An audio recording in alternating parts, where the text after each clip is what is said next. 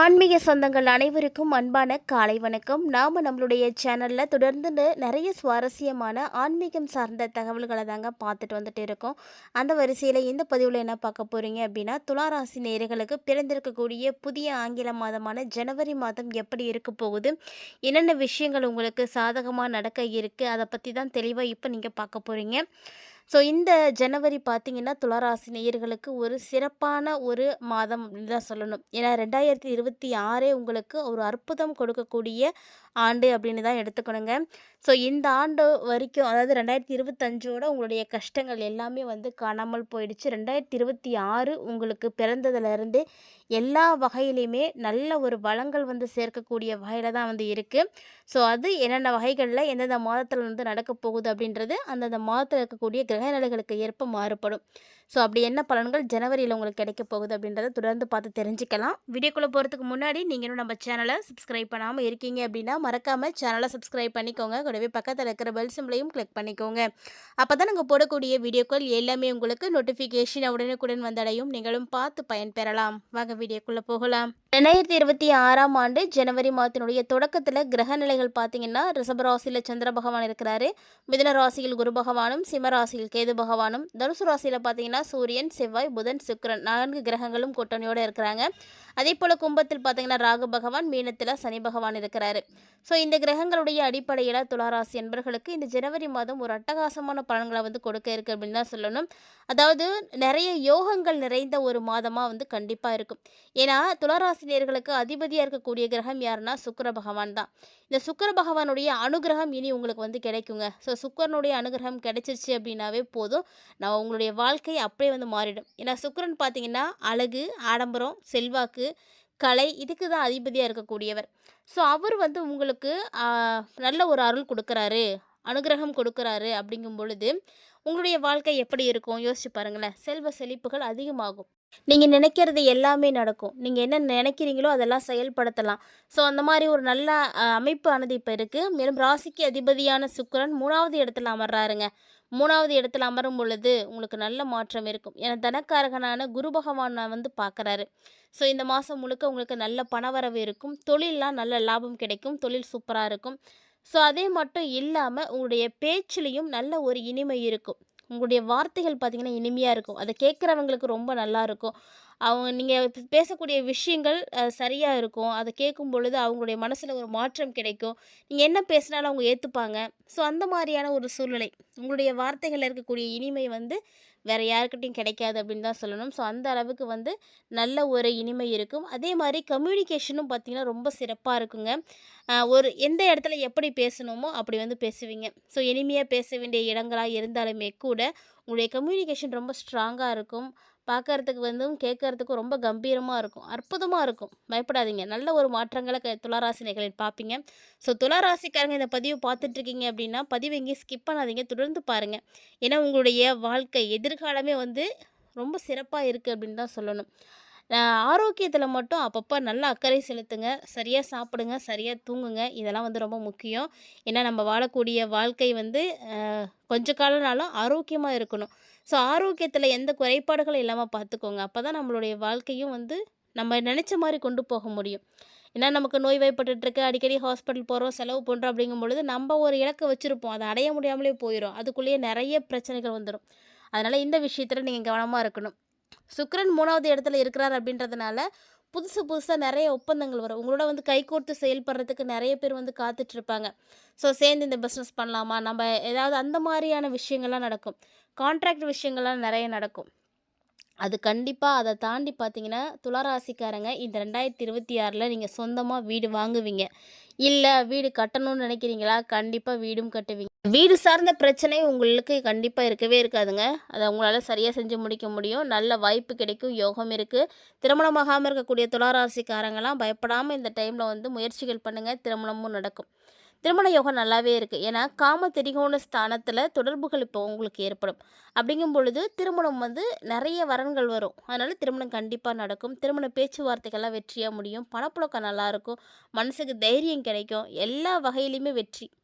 நீங்க என்ன செய்றீங்களோ, அது எல்லாமே உங்களுக்கு வெற்றியா தான் போய் முடியும். தைரியத்த குடுக்கும். ஸோ துளாராசிக்காரங்களுக்கு இதுவரைக்கும் தைரியம் இல்லாம இருந்திருப்பாங்க. ஆனா இனி பார்த்தீங்கன்னா, எல்லாமே நம்மளால முடியும் அப்படின்ற மாரி தைரியத்த வளர்த்துப்பாங்க. இருக்க இருக்க இன்னும் அதிகமாக்கிட்டே போவாங்க. பயணங்களும் அப்படிதாங்க உங்களுக்கு திருப்தி தரக்கூடிய வகையில தான் இருக்கும். 8ல வந்து சந்திரன் இருக்கிறார் அப்படிங்கும் பொழுது, பயணங்கள் வந்து திருப்தி தரக்கூடிய வகையில இருந்தாலும், அந்த பயணம் வந்து கவனமா இருக்கணும். ஸோ ரொம்ப ரொம்ப பார்த்து பத்திரமா போகணும் வரணும். அதே மாரி வீட்டு கடன் கிடைக்கும். நீங்க வீடு கட்டணும் அப்படிங்கிறதுக்காக, வீட்டுக்காக லோன் அப்ளை பண்ணுறீங்கன்னா, நிச்சயமா உங்களுக்கு கிடைக்கும். ஏன்னா, முன்னாடியே நான் சொல்லிட்டேன். துளாராசிக்காரங்களுக்கு சொந்தமா வீடு கட்டி குடியேறதுக்கான வாய்ப்பு இந்த 2026ல இருக்கு. ஸோ, நீங்க நெனைச்ச மாரி உங்களுடைய டார்கெட்ல நீங்க வீடு கட்டி முடிப்பீங்க. இல்லன்னா வீடு கட்டுன வீட்ட வாங்குவீங்க. ஏதோ ஒண்ணு. ஆனா, உங்களுக்கு வீடு சார்ந்த விஷயங்கள் ரொம்ப திருப்திகரமா நடக்கும். நீங்க நெனைச்ச மாரி. நீங்களும் வந்து சொந்த வீடு கட்டலாம் அப்படின்றது இந்த மாதத்துல வந்து நடக்கக்கூடிய விஷயம். இந்த வருடத்துக்குள்ள கண்டிப்பா நடந்துடும். அதேபோல உங்களுக்கு அப்பா, அம்மா இருக்காங்க அப்படின்னா, அவங்களுடைய ஆரோக்கியத்துல வந்து சின்ன சின்ன பாதிப்புகள் இருக்கும். அவங்களையும் வந்து நல்லா பார்த்துக்கோங்க. அதே மாரி வீட்டினுடைய ஒரு சில வேலைகளையும் செய்யலாம். வீடு கட்டாதவங்க கட்டலாம். ஏற்கனவே வீடு கட்டி பாதியில நிக்குது. இன்னும் வந்து ரெனோவேஷன் ஒர்க்லாம் பண்ணாம இருக்கீங்க அப்படின்னா, அதெல்லாம் நீங்க செய்யுங்க. அதுலலாம் உங்களுக்கு செலவுகள் இருக்கும். ஸோ உங்களுக்கு வரக்கூடிய செலவ சுப செலவா மாத்திக்கோங்க. வேற வழியில செலவு ஆயிடுதே அப்படின்னு கவலைப்படாம, வீட்டுக்கு தான் செலவு பண்ணணும், வீடு தான் கட்டணும், வீட்ல தான் இவ்வளோ வேலையும் செஞ்சிருக்கேன், செலவு பண்ணியிருக்கேன்ற மாரி, நீங்க வீட்ட பார்த்து எல்லா செலவுலையும் பண்ணிக்கோங்க. அதே மாரி வீட்டோடைய வடகிழக்கு மூலைய சுத்தமா வச்சுக்கோங்க. உங்களுடைய வீட்டில வடகிழக்கு மூலைய நீங்க எந்த அளவுக்கு சுத்தமா வச்சுக்கிறீங்களோ, அந்த அளவுக்கு உங்களுக்கு நல்லது. வீட்டுக்கு கடன்கள் கிடைக்கும். அதாவது கிரெடிட் கார்டால உங்களுக்கு தொந்தரவுகள் வரத்துக்கான வாய்ப்புகள்லாம் இருக்குது. ஸோ கிரெடிட் கார்டு யூஸ் பண்ணக்கூடிய துளாராசிக்காரங்களா இருக்கீங்கன்னா, பார்த்து பத்திரமா அளவா வந்து பயன்படுத்திக்கோங்க. அதே மாரி இஎம்ஐய வந்து தவற விடாம பார்த்துக்கோங்க. நீங்க இஎம்ஐய மிஸ் பண்ணிட்டீங்க அப்படின்னா தான் உங்களுக்கு பிரச்சனையே வரும். எந்த ஒரு இஎம்ஐயா இருந்தாலுமே அந்த டைம்ல செலுத்திட்டீங்க அப்படின்னா, உங்களுக்கு பிரச்சனை அப்படிலாம் ஒண்ணுமே கிடையாது. அதேபோல வெளிநாட்டுக்கு வேலைக்கு போகணும்னு நினைக்கக்கூடியவங்களுக்கு வெளிநாடு சார்ந்த விஷயங்கள் கண்டிப்பா இருக்கு. ஸோ வெளிநாட்டு வேலைக்கு போகணும்னு நினைச்சீங்கன்னா, உங்களுக்கு வேலை கிடைக்கும். பிள்ளைங்களால அப்பப்போ சின்ன சின்ன மனக்குழப்பங்கள் ஏற்பட தான் செய்யும். இருந்தாலுமே கூட கொஞ்சம் பார்த்து கவனமா இருங்க. 6ல சனி இருக்கிறாரு. இது பார்த்தீங்கன்னா, ஒரு நல்ல விசேஷமான அமைப்பு. ஸோ சனி பகவான் இருக்கிறாரு அப்படின்னாவே, சனி அப்படின்னாலே எல்லாம் பயந்து போவாங்க. ஆனா சனி உங்களுக்கு பார்த்தீங்கன்னா, நல்லது செய்ற இடத்துல இருக்கிறாரு. அக்கம் பக்கத்து வீட்டுக்காரோட சின்ன சின்ன கருத்து வேறுபாடு, இழப்பு, தொந்தரவு இதெல்லாம் வந்து வரதான் செய்யுங்க. ஏன்னா, அது எல்லாருக்கும் வரக்கூடியது தான். ஸோ நம்ம தான் அமைதியா இருந்து பார்த்து போய்க்கணும். 7ஆம் இடத்துக்குரிய செவ்வாய் 3வது இடத்துல அமர்ந்திருக்கிறாரு. இதுவும் பார்த்தீங்கன்னா, உங்களுக்கு ஒரு விசேஷம் தான். ஸோ முன்னாடி சொன்ன மாரியே துளாராசிக்காரங்களுக்கு வீடு கட்டுறது, திருமணம் ஆகிறது, வெளிநாட்டில வேலை பார்க்கறது இதெல்லாம் வந்து நல்லபடியா நடக்கும். ஸோ இதன் மூலமாக உங்களுக்கு பொது வாழ்க்கையில இருக்கக்கூடியவர்களுக்கு பார்த்தீங்கன்னா, ரொம்ப சிறப்பா இருக்குங்க. பொதுமக்கள் மத்தியில உங்களுடைய மதிப்பு, மரியாதை எல்லாம் உயர ஆரம்பிக்கும். நல்ல பேர் எடுப்பீங்க, புகழ் கிடைக்கும். அஷ்டமாதிபதியா இருக்கக்கூடிய சுக்கிரன் 3ல அமர்ந்திருக்கிறாரு. அதனால பயணத்தின் பொழுது மட்டும் கவனமா இருக்கணும். பக்கத்துல தான் போறேன் அப்படின்னாலுமே பார்த்து சேஃபா போயிட்டு வாங்க. உங்களுடைய பேச்ச வச்சு நெறைய பேர் வந்து வேற மாரிலாம் வந்து நினைப்பாங்க. அதுக்கான அமைப்புகள்லாம் இருக்கு. கை, காலு, ஜாயிண்ட் பகுதிகள்லாம் ரொம்ப ரொம்ப கவனமா இருக்கணும். ஏன்னா, இதில தான் உங்களுக்கு அடிபடுறதுக்கான வாய்ப்புலாம் இருக்கு. வளையல் போன்ற பொருட்கள்லாம் காணாமல் போகும். அதுக்கும் வாய்ப்பு இருக்கு. ஸோ தங்க நகை வச்சிருக்கக்கூடிய துளாராசி அன்பர்கள்லாம் இருக்கீங்க அப்படின்னா, ரொம்ப ரொம்ப பார்த்து சேஃபா வச்சுக்கோங்க. ஏன்னா, ஏதாவது ஒரு பொருள் களவு போகும். ஸோ அந்த விஷயத்தில நீங்க கவனமா இருக்கணும். 9வது இடத்துல குரு பகவான் இருக்கிறார் அப்படின்றதுனால, அற்புதமான யோகங்கள்லாம் கிடைக்கும். கண்டிப்பா கல்வியில முன்னேற்றம் இருக்கும். போட்டித் தேர்வுகள்லாம் எழுதணும்னு நினைக்கிறீங்கன்னா, தாராளமா எழுதலாம். ஏன்னா வெற்றி உங்களுக்கு இருக்கு.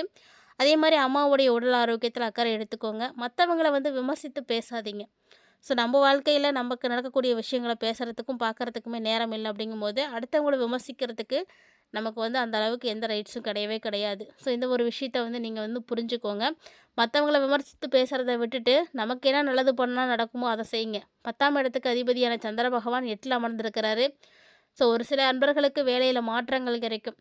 அதே 11வது இடத்துல பார்த்தீங்கன்னா, உங்களுக்கு கேது பகவான் இருக்கிறாரு. ஸோ கேது 11ல இருந்து என்ன பண்ணுவாருன்னா, நல்ல விஷயங்கள தான் செய்வாரு. தாய் வழி உறவுகளால் உங்களுக்கு நிறைய நன்மைகள் நடக்கும். தாய் வழி உறவுன்னா தாய் மாமா இருக்காரு.